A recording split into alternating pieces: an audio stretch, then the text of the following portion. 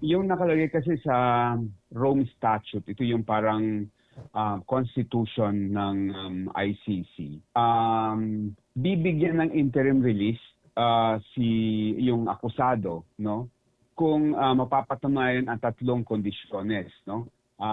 Unang kondisyon dito, yung hindi siya magiging flight risk. Kumbaga, pupunta pa rin siya sa mangyayaring trial kahit na siya ay ni-release, no?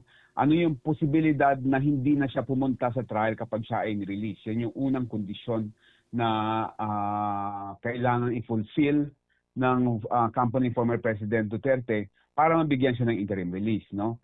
Ang pangalawa, kung bibigyan ba siya ng interim release, is there a possibility that he will obstruct or endanger the investigation or the court proceedings, no?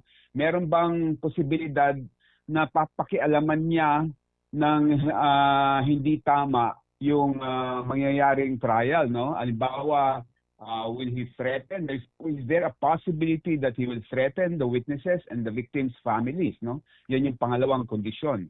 Yung pangatlong kondisyon, yung kapag bibigyan siya ng interim release, is there a possibility that he will continue to commit the crimes he is accused of, no?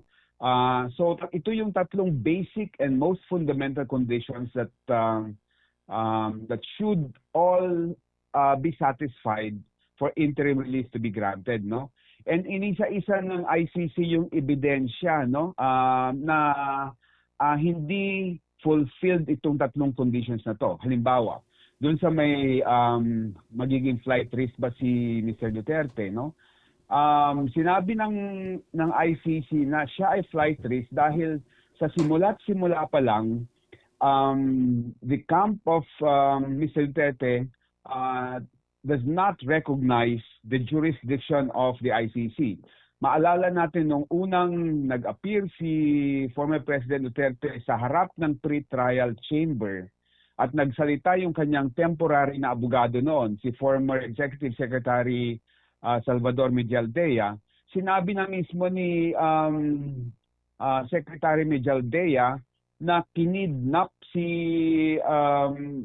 Pangulong Duterte. So sa simula pa lang talagang they do not recognize the jurisdiction of the ICC. At dahil they do not recognize, talagang malaki yung potential na hindi na siya babalik sa ICC to participate in the trial kung siya ay bibigyan ng interim release, no? Nandiyan na rin yung mga salita ni VP Sara na sinabi niyang may collusion between the Philippine government and the ICC, no? Para talagang kidnapin, no? Unlawfully detained si former President Duterte, no? And na may balak din to magkaroon ng abscond o kaya i-jailbreak, no? So talagang ang daming ginamit na ebidensya ang ICC to prove na siya ay isang flight risk.